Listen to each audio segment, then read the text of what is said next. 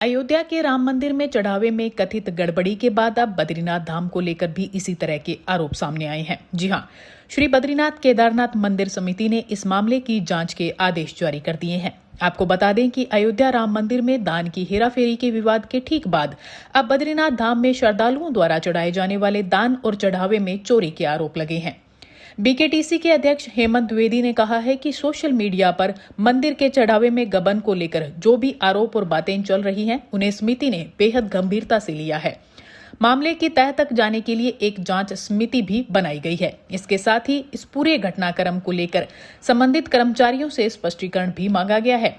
Social media में श्री बद्रीनाथ केदारनाथ मंदिर धाम में जो दान है, चढ़ावे की कथित हेराफेरी के संबंध में जो समाचार चल रहे हैं, जो आरोप लगाए जा रहे हैं, मैं ये कहना चाहता हूँ उसमें कि इसको मंदिर समिति ने बहुत ही गंभीरता के साथ में लिया है और इस पर तत्काल प्रभाव से जो सभी जो कर्मचारी हैं, अधिकारीगण हैं, जो भी इस गणना में शामिल रहते हैं, उन सभी को मैंने तत्कालीन जो हमारे मुख्य कार्यकारी अधिकारी हैं उनके द्वारा उनको नोटिस, शो कॉज नोटिस भी जारी हो चुके हैं और इस पर एक जांच कमेटी भी तत्काल प्रभाव से जांच कमेटी बना दी गई है और उस जांच कमेटी को यथाशीघ्र अपनी जांच कर उसकी जांच रिपोर्ट आएगी और वो जांच रिपोर्ट भी सबके सामने सार्वजनिक रूप से रखी जाएगी और इस पर जो भी दोषी होगा उस दोषी के खिलाफ सख्त से सख्त कार्रवाई की जाएगी, क्योंकि ये बहुत ही संवेदनशील मामला है और इस पर हमने इसको बहुत गंभीरता के साथ में लिया है, क्योंकि लाखों करोड़ों लोगों की आस्था जो है वो धाम से जुड़ी हुई है।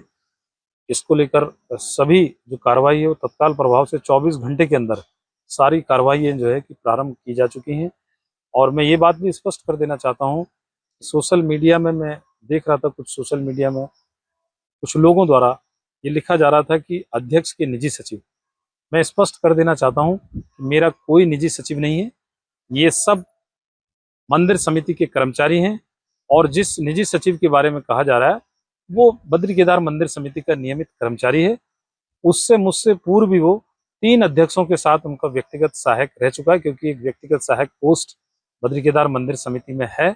जो भी अध्यक्ष रहते हैं उन अध्यक्षों के साथ रहते हैं, लेकिन सारे कर्मचारी जो है यात्रा काल में सभी लोग जो है कि यात्रा स्थानों पर अपनी ड्यूटियां देते हैं। लेकिन फिर भी मैं ये कह रहा हूं बहुत स्पष्ट रूप से कि जिस व्यक्तिगत सहायक निजी सचिव मंदिर समिति कर्मचारी के बारे में ये कहा जा रहा है, अगर वो इसमें दोषी पाया गया उसके खिलाफ सख्त से सख्त कार्रवाई की जाएगी। बद्रीनाथ मंदिर में दान और चढ़ावे की रकम में कथित हेराफेरी के मामले की जांच अब 40 दिन की सीसीटीवी फुटेज तक पहुंच गई है। जांच एजेंसियां यह पता लगाने में जुटी है कि 2 जुलाई को सामने आई घटना पहली बार हुई या इससे भी पहले चढ़ावे की गणना के दौरान इसी तरह की गड़बड़ी की जाती रही है। साथ ही यह भी जांचा जा रहा है कि आरोपी कर्मचारी अकेले इस मामले में शामिल था या किसी अन्य व्यक्ति ने भी उसका सहयोग किया। आपको बता दें कि बद्रीनाथ धाम में दान और चढ़ावे की गणना के लिए बद्रीनाथ केदारनाथ मंदिर समिति की ओर से अधिकारियों और कर्मचारियों की ड्यूटी लगाई जाती है। इस वर्ष गठित टीम में आरोपी अधिकारी भी शामिल था। ऐसे में जांच का दायरा केवल 2 जुलाई की घटना तक सीमित नहीं रखा गया है। जांच टीम पूर्व में हुई दान गणनाओं के दौरान की गतिविधियों की भी पड़ताल कर रही है। सूत्रों के अनुसार मंदिर परिसर में उपलब्ध 40 दिन की सीसीटीवी फुटेज सुरक्षित रखी गई है। जांच टीम एक फुटेज का बारीकी से परीक्षण कर रही है ताकि यह स्पष्ट हो सके कि कहीं पहले भी चढ़ावे की रकम में गड़बड़ी तो नहीं हुई और यदि हुई है तो उसमें कौन कौन शामिल है। वहीं अगर बात राम मंदिर में चढ़ावे में हुई गड़बड़ी की करें तो राम मंदिर चढ़ावा चोरी की एसआईटी रिपोर्ट भी सामने आ गई है। इसके मुताबिक गणना प्रक्रिया की निगरानी के नियमों को ट्रस्ट पदाधिकारियों ने बदलकर कमजोर कर दिया। रिपोर्ट में अनिल मिश्रा की लापरवाही और चोरी में रामशंकर उर्फ टीनू यादव की अहम भूमिका बताई जा रही है। वहीं रिपोर्ट में चंपत राय और गोपाल राव का कहीं भी जिक्र नहीं किया गया है। मंदिर परिसर में सोमवार को हुई ट्रस्ट की बैठक में एसआईटी रिपोर्ट के मुताबिक 6 फरवरी 2025 को गणना प्रक्रिया की निगरानी को लेकर एसओपी तैयार की गई थी। इसमें तय किया गया था कि गणना कक्ष में किस किस की आवाजाही रहेगी, गणना कर्मियों की एंट्री कब होगी और वो कैसे कपड़े पहनेंगे। गणना प्रक्रिया के पहले और बाद में कर्मियों की तलाशी भी होगी, लेकिन निगरानी नियमों को शिथिल कर दिया गया। इसी के साथ आपको बता दें कि श्री राम जन्मभूमि मंदिर के भेंट या चढ़ावा गणना कक्ष में हुई चोरी के मामले में गठित विशेष जांच दल की प्रारंभिक जांच रिपोर्ट पहली बार सार्वजनिक की गई है। एसआईटी ने प्रथम दृष्टि में माना है कि श्री राम जन्मभूमि मंदिर के भेंट या चढ़ावा की गणना प्रक्रिया के दौरान चोरी और गबन की घटनाएं हुई। इसी के साथ एक नया पहलू ये भी सामने आया है कि 27 अप्रैल से पहले भी चोरी और गबन होता रहा, लेकिन उस अवधि का सीसीटीवी फुटेज उपलब्ध न होने के कारण वास्तविक नुकसान का आकलन संभव नहीं हो सका। आरोपियों के बयान और बैंक खातों में मिली आय से अधिक धनराशि से यह संकेत मिले हैं कि उपलब्ध सीसीटीवी फुटेज में गणना कर्मियों की ओर से करीब 70 बार नोटों की गड्डियां और खुले नोट छिपाने की घटनाएं दर्ज मिली। रिपोर्ट में न केवल चोरी और गबन की घटनाओं की पुष्टि की गई है, बल्कि ट्रस्ट, बैंक, गणना कक्ष की निगरानी व्यवस्था, सुरक्षा प्रबंधन और प्रशासनिक जवाबदेही पर भी गंभीर सवाल उठाए गए हैं। एसआईटी ने स्पष्ट किया है कि यह केवल प्रारंभिक जांच रिपोर्ट है, जबकि विस्तृत जांच अभी जारी है। एसआईटी ने यह भी पाया कि चोरी इसलिए संभव हुई क्योंकि निर्धारित सुरक्षा उपायों का प्रभावी पालन नहीं किया गया।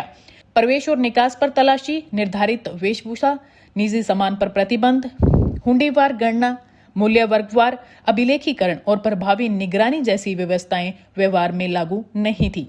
इस बैठक में जिसका विवरण हमारे गुरुजी ने दिया है, उसमें मुझे कार्यकारी जब तक नए महामंत्री की नियुक्ति नहीं होती है उस समय तक मुझे महामंत्री का दायित्व का निर्वहन करने की जवाबदारी मिली है। इस जवाबदारी के निर्वहन करते समय मेरी कुछ प्राथमिकताएं होंगी। पहली, इसमें जो भी दोषी हैं, इस प्रकरण में जो भी दोषी पाए जाएंगे, हमारा आग्रह रहेगा उन सभी को न्यायोचित ढंग से जो भी उनको सजा मिलनी है मिले, इसके लिए हम बहुत आग्रही रहेंगे। इस प्रकरण में जो हुआ है उससे हम सभी आहत हैं, सभी को कष्ट हुआ है, राम भक्तों को कष्ट हुआ है। अब इस में कहीं न कहीं प्रबंधन और संचालन में कुछ कमियां रह गई थी, जिसका फायदा लोगों ने उठाया। तो मेरा ये पहला प्रयत्न होगा कि वो जितनी त्रुटियां, कहीं जहां कहीं भी लूप होल्स हैं, कहीं भी कहीं छूटा हुआ है, उसको सबसे पहले बंद करना, इस प्रकार की पुनरावृत्ति न हो भविष्य में, इसका मैं पूरा प्रयत्न करूंगा। इस जो समाज में बना है माहौल, उसके कारण हमारे न्यास के ऊपर छवि भी थोड़ी धूमिल हुई है। इसके प्रति समाज के मन में एक प्रकार का अविश्वास का भाव जागृत हुआ है।